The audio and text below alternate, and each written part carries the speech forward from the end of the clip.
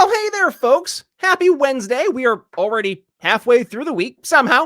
And I am, of course, your humble host, Brian Nichols, here on The Brian Nichols Show. Did you enjoy yesterday's episode? We're doing marketing one-on-one with Chris Goizetta. He got to speak to you guys, and hopefully you're enjoying those episodes. Make sure you've hit subscribe. He'll be giving you another one-on-one there on Thursday. Of course, all things marketing. But today we are going back to our interviews, and we are having a conversation with a returning guest, and it's a good friend, one Trent Ortner. Now, you might be remembering Trent as the guy from the Redacted Caucus. Well, he's part of Voices Against Tyranny. They have recently rebranded, and they are going to be leading a new protest taking place over on October 11th, focused on college students standing up against the insane mandates. Insane mandates? What are you talking about, Brian? They're college students in college. It can't be that bad, right? No, go listen to today's episode and hear what these colleges are going to do to kids if they're not getting vaccinated. It's kind of shocking.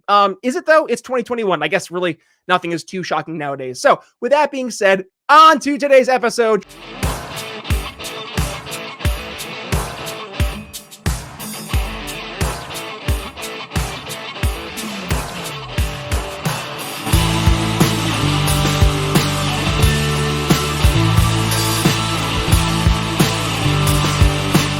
Hey, Brian, what's going on, buddy? Not much. Trent, it's been a hot sec since we had you on the show last time. How has all been in the world of Trent Ortner? Well, my organization, we've grown and grown and grown. We've rebranded. We had some naming disputes that was going on with my former partner, so we just decided to drop the name. And we rebranded to Voices Against Tyranny. We're a carry committee, and we are also a political caucus. We're growing a media brand and a media conglomerate. We're putting together a profile of like 7 different podcasts that are going to be running soon, and we're going to try to do a news segment every day. Wow, every day. Now, I'm going to just elephant in the room, right? Because we just went daily here at the program.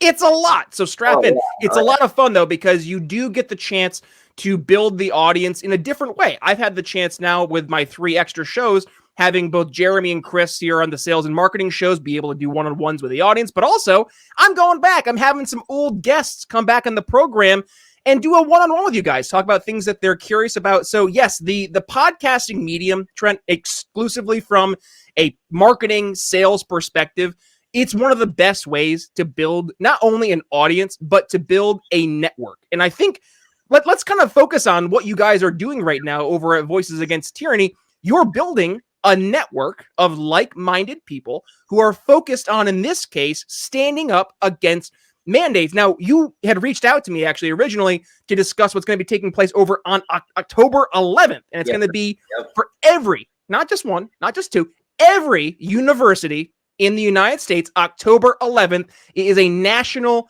anti-mandate protest. What led you to build this network of folks standing against these mandates, specifically, Trent, on college campuses? Well, like you were talking, the podcasting medium is taking off, and the medium is the message. Well, the message we're trying to carry over is that you have to stand up now to be able to combat what's coming in the future. Like this may seem like a menial little thing, getting a shot to go to school, but the fact that they are forcing college students to have to get something with this, that a lot of them aren't comfortable getting in order to get an education that they are paying for, it's just beyond belief. And so there are a lot of colleges out there. There's a Quinnipiac University in Connecticut are going to start fining students $200 if they don't, and they'll lose Wi-Fi access if they don't get comply. Rutgers, we're working with Sarah Rossi. She's done a lot of good work over there with the mandates that they originally tried to start. They were the first university to do it, but now they're going to start disconnecting school emails and denying people to even come on campus if they don't have it. Ohio State has a mandate that if you don't do it by November 15th, they're going to lose all class eligibility and lose the electronic resources for those classes. What? Timeout. Okay, so this is probably news to a majority of people. Like, we've heard the mandates. We've heard, if you want to be able to go back to school, you got to get your vaccine. But I don't think people have heard just, the extra parts, the losing your Wi-Fi because you're not vaccinated. Like this is morphing, Trent. This is not the approach that the quote unquote good guys take. I'm sorry. And all of them are going to, every university that we've seen so far that is instituting these mandates are going to deny any on-campus housing. So these 18 and 19-year-old kids coming from across the country aren't going to have anywhere to live. What? So who? let's focus now, right? Because this is piquing my interest and it's getting my blood boiling a little bit. This is coming from top down. It sounds like, right? These universities are standing against what you would think would be the will of the students. Where is this coming from, though? Is it the actual administrators or the professors? This is from the university heads, from the board of directors, and the people that run any kind of policy control in these universities. We think it's coming from the federal government. We think that the federal government are probably putting pressure on these top administrators in these colleges, restricting federal funding and threatening them with a blockade of federal money. And that's how that's multi-billion dollars that they're going to lose. And so these universities don't want to walk away from that. Can you blame them? I mean, think about it, right? I mean, the incentive structures, we talk about this all the time in the liberty world. Incentive structures are real. So if we're going to pretend that college administrators, college faculty, that they're not playing the same incentive structure game, well, I have a nice bridge somewhere in Alaska to sell you. But that's not the point. The point being, though, is that you look at who is this actually impacting? You raised it up. You have 18 and 19-year-old kids who are quite literally flying, in some cases, across the country, dare I say across the world, to go to school, only to be told if you aren't vaccinated, not only will you not have Wi-Fi, not have access to schools, now you're not even going to have a place to stay. There's very real long-term implications of this, but there's also very real short-term implications, Trent. Essential versus non-essential. You're vaccinated versus non-vaccinated. Well, I'm sorry. I guess you don't have a place to stay when you're paying for the place, going to college of all places. Right. And, this is how, going back to our name, tyranny, this is how tyrannical institutions take hold, is they start mandating these policies that separate and divide and alienate people. And so, I'm vaccinated. I'm pro-vaccine. Most of us are vaccinated and pro-vaccine, but we're against the fact that they're forcing these people to get something in order for them to be a part of the rest of the crowd or be a part of the rest of the free people in that state. And, it's a precedent that is going to be set. And if we allow it to be set now, it's going to affect generations to come. It's going to allow other precedents to be set, because they're going to go back and look back and be like, well, we did it to colleges and it worked in colleges, so we can institute it in this. You said the part of the team, right? Excuse me there, the cough. The part of the team mentality. That's interesting. I just watched Lego Movie last night for the 30th rewatch.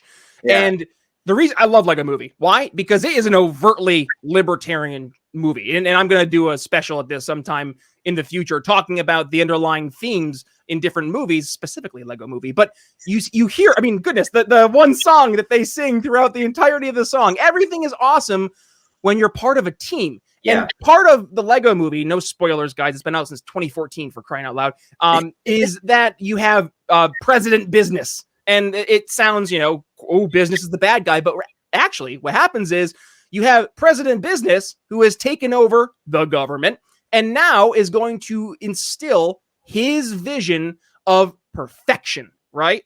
And what he does is he does this through the notion and the mentality of, well, we're all on the same team, guys. You're part of the team. This is what yields success, is doing what's good without thinking about yourself ever, for the benefit of the team. You see this mentality, Trent, very quickly translate over into academia, into, I would dare say, progressivism. You see a lot of folks on the left, and I'd say left, also academia, almost synonymously, because they are so often left-leaning. But you do see this mentality, right? That this collective hive mentality is not only the answer, it's the common sense answer. Where are we missing some of our friends there on the left, Trent, when they're approaching society through this collective lens? Oh, man. You know, that's funny because I hold a whole lot of liberal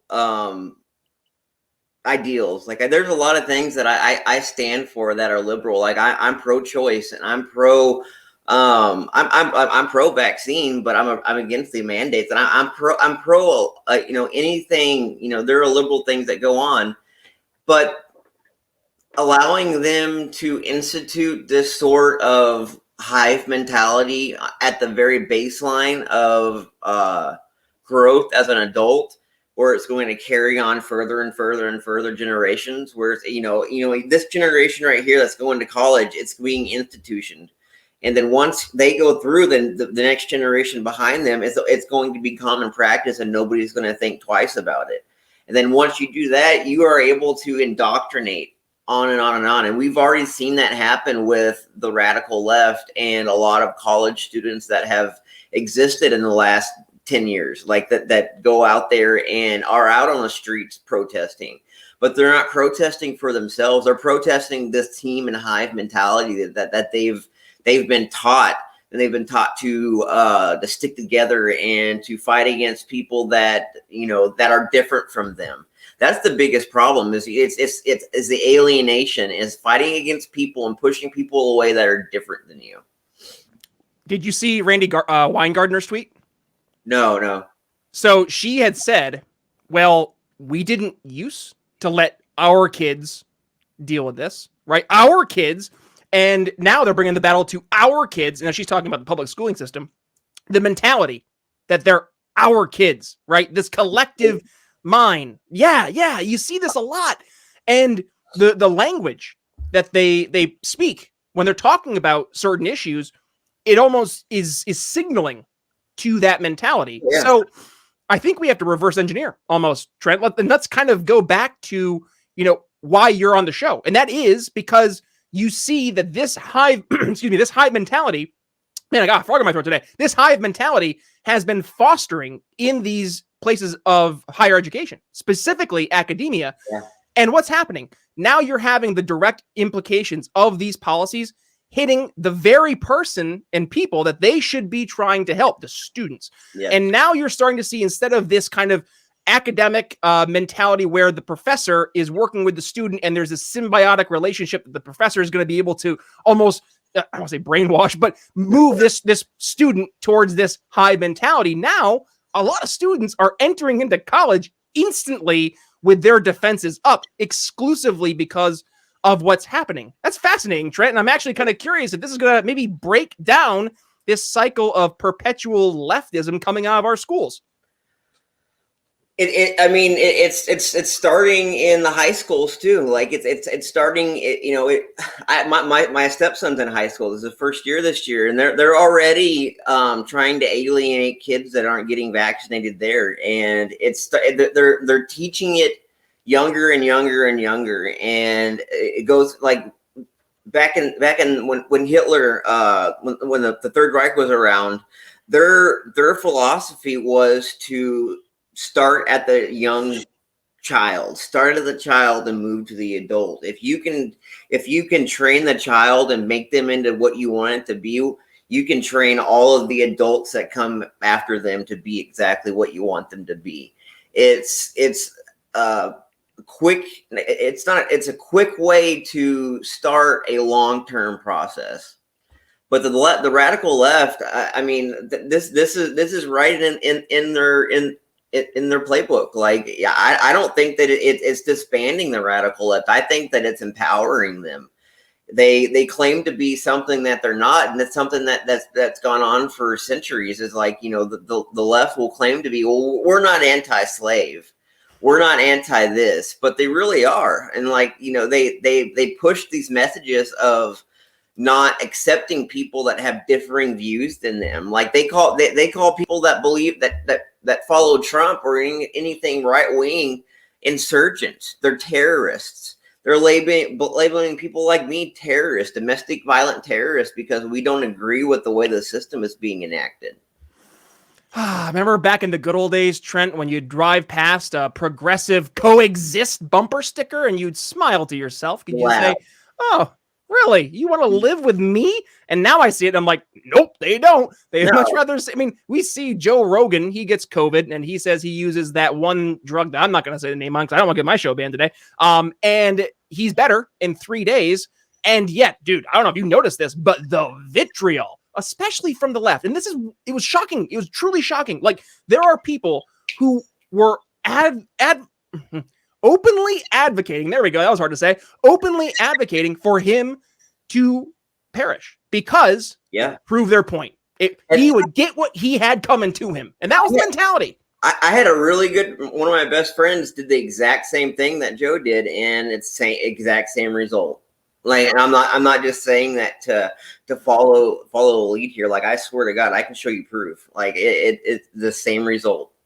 Well, and this is why it's so important for us to make sure that we are speaking out, especially when we're seeing things that are wrong. So let's go back to, truly back to why you're on the show, talking about that October 11th event, the anti-mandate protest. So it's everywhere. So what do students have to do in order to take part in this 1 day nationwide day of protest? Right now, we're using the Youth Against, the YAL, and we're using Students for Liberty. That we're using their infrastructure to help push the message down to each individual university. We're trying to get exposure. I'm working with 2 media sources that are going to cover the protest, and basically we're just trying to. It doesn't have. We say every university, but we know reasonably that's impossible. But we are going to get a very large portion. That is our drive, is to get as many people as we can in one day to stand up and say, this is our life. This is my body, my choice. Like, I hear that all the time from the left, my body, my choice. But now that when somebody wants to do it in regards to vaccination, it's like, no, it doesn't apply to that. It doesn't apply to that. I laugh because so for the Patreon, we just did Chris Goizetta, Jeremy Todd, and we did a trio episode over there. And we were just talking about how you all of a sudden heard that mantra, my body, my choice, suspiciously absent of the Texas abortion conversation, maybe because of what's going on in the world right now. I don't know. But it is funny how all of a sudden that argument, the my body, my choice, was just nowhere to be found in an era of COVID. Yeah, poof. It's amazing how things like that happen. But how about this, Trent? Because we are a sales-focused show, and we're trying to show people that there are positive outcomes there to help solve the problems they see in their surrounding areas and in their life. So let's kind of focus the end of the conversation today on the positive outcomes. What is the goal of this anti-mandate protest? Is it just to get people fired up, or are we actually trying to get some people's lives better here?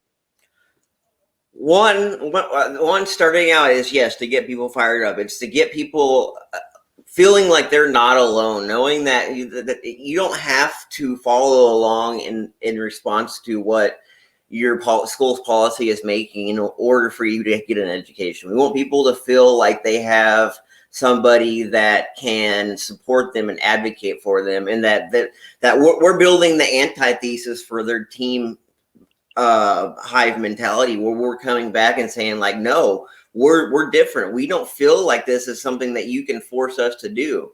It is not right for you to tell me that I have to put this medicine in my body that I don't trust, or I don't trust the research on it, or there isn't enough research on it.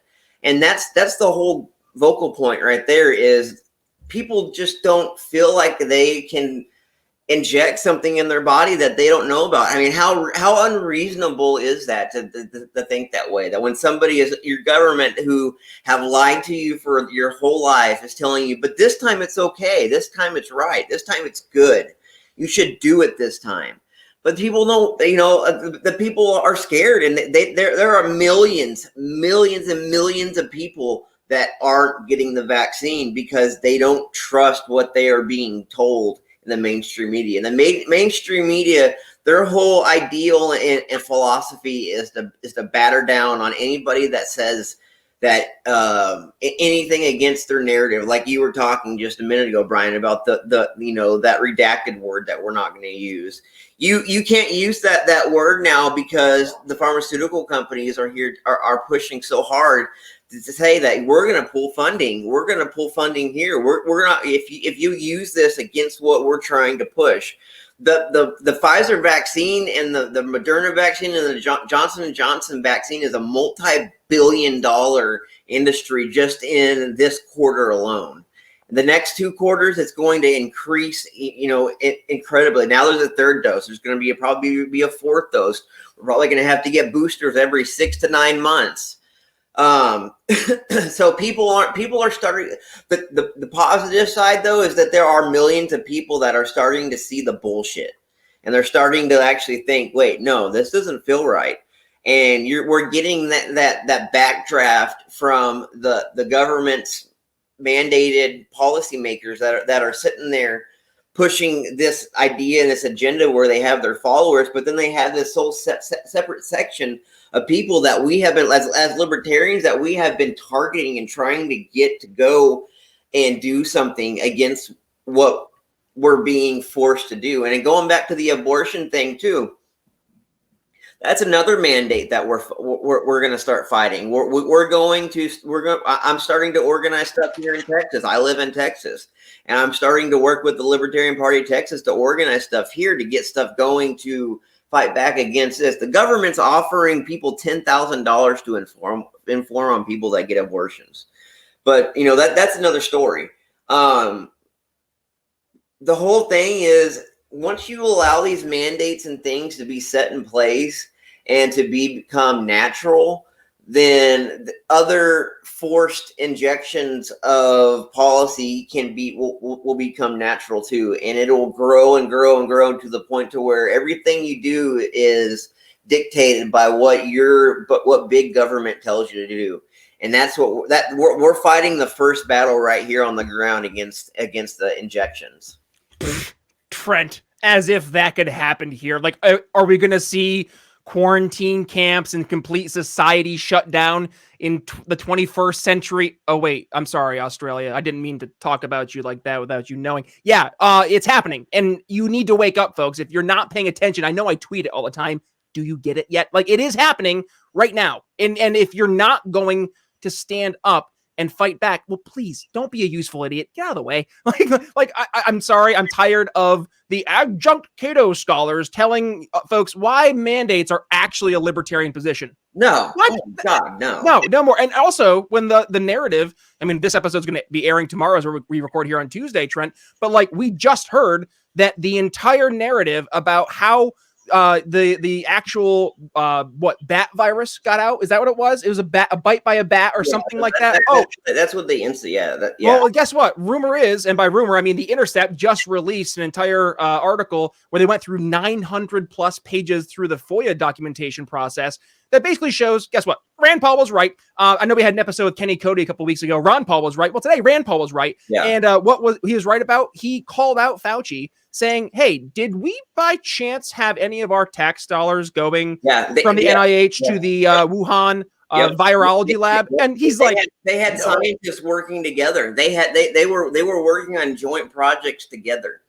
No, says Fauci. He says, no, of course not. You don't know what you're talking. Frankly, you don't know what you're talking about, Senator Paul. Like, that was the approach. And guess what? They just found out that those claims from Dr. Fauci and the rest of the NIH were entirely untruthful. What? I'm sorry. I was told that if I even raised up the idea that this got released from a lab, that I'm a conspiracy theorist. Right. My ideas are dangerous. Right. And that I shouldn't be a person anymore. Actually, you know what, Brian? You should be unpersoned. You shouldn't be able to be online. You shouldn't be able to access your bank. You shouldn't be able to do anything that an average person does. And by the way, we're going to make sure that you can't go to restaurants. You can't go out into public. You can't be a person anymore. And that's been the mentality that a lot of people have taken, even back as little as a year ago. But the things that we were saying a year ago that were conspiracy theories are now becoming headline news in 2021, Trent. It's truly mystifying how this seems to happen and only on one side of the aisle. And,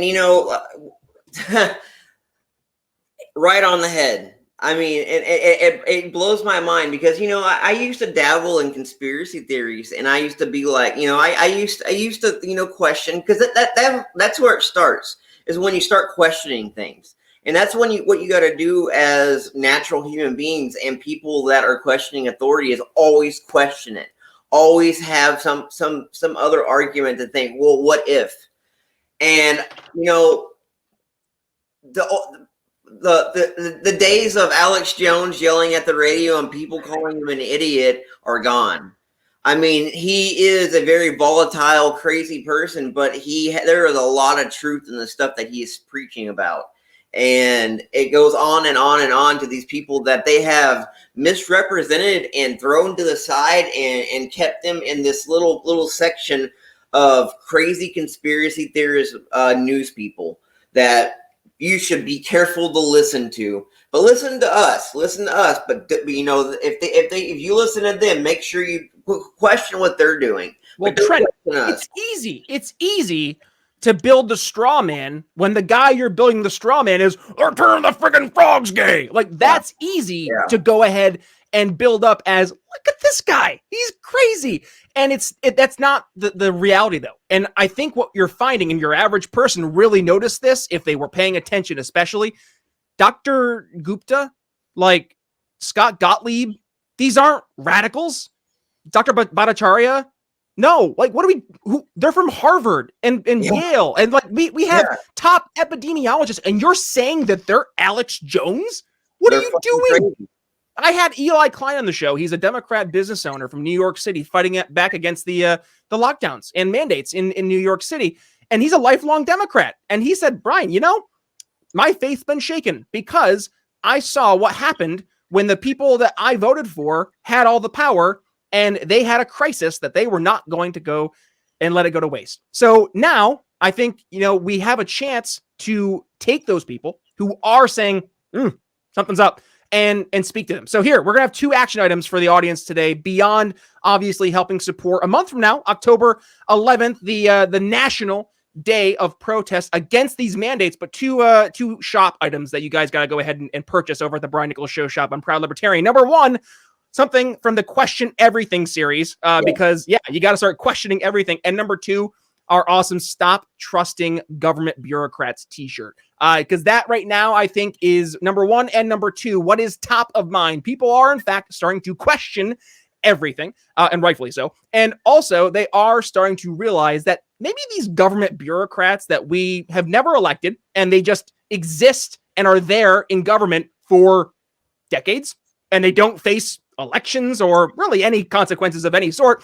And then they can just willy-nilly set policy, like a rent eviction moratorium, or just locking people down in their homes. Just randomly. It's fun. It's a great load of fun. So with that being said, Trent, obviously we want to go ahead and make sure we're pointing people the right way. If they want to learn more about this National Day of Protest, and of course they want to go ahead and forget all the negative things I talked about today. So with that being said, coming up here October 11th, we do have that National Anti-Mandate Protest. But if folks want to go ahead and learn more, Trent, where can they go ahead and check you out?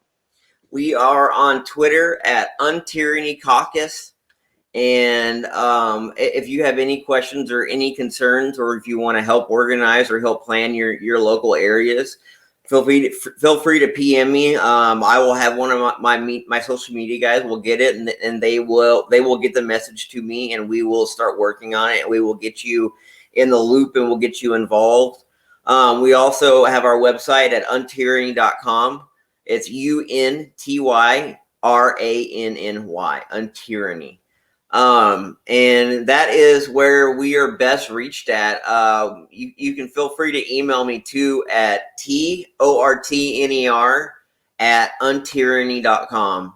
My first initial and my last name at untyranny.com. And that's basically where we're at. We have a good team right now we're building, and we're organizing. Like I said, we're using the YAL and the SFL infrastructure to help delegate down and get these students to start standing up, just to show up and say, hey, I don't feel right about this. That's the first step. And like I said, one thing that I'm really excited about is the millions and millions of people that haven't gotten vaccinated and are starting to question the authority that is there. I've been doing a lot of statistics, and the last 12 years, 37 to 41% of our country hasn't voted. And that's the people that we're looking at right now, that majority, that silent majority of people that are questioning these vaccines, to get them riled up and get them willing to work and get in their communities and get on the streets and talk about these things that they just don't agree with. You are not alone.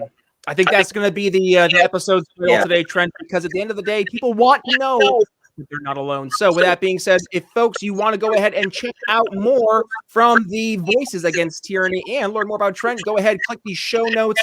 You can click the little artwork. It'll bring you right to the website page, and you'll go to Trent's bio, check out all of his links there. But with that being said, Trent Ortner, thank you as always for joining us here on today's episode of The Brian Show. Thank you, Brian. I enjoyed it. I'll always love talking to you, man. Alrighty, folks, that's going to wrap up my conversation with Trent Ortner, October 11th. Make sure you have it down on your calendars, college kids. I know there's a lot of Gen Zers who listen to the show, so make sure if you're in college, sync up with your Young Americans for Liberty or Students for Liberty organizations. And yes, make sure you take a stand October 11th across the United States. If you enjoyed the episode, please do me a solid, share it, and make sure you give yours truly and Trent a tag. You can tag me at B Nichols Liberty. But with that being said, coming up on Thursday, yes, I mentioned it in the intro, Chris Goizetta, he returns to the program, another one-on-one with you guys, talking all things marketing. So make sure you hit that subscribe button. But with that being said, it's Brian Nichols signing off here on The Brian Nichols Show for Trent Ortner. We'll see you tomorrow. Thanks for listening to The Brian Nichols Show. Find more episodes at briannicholsshow.com.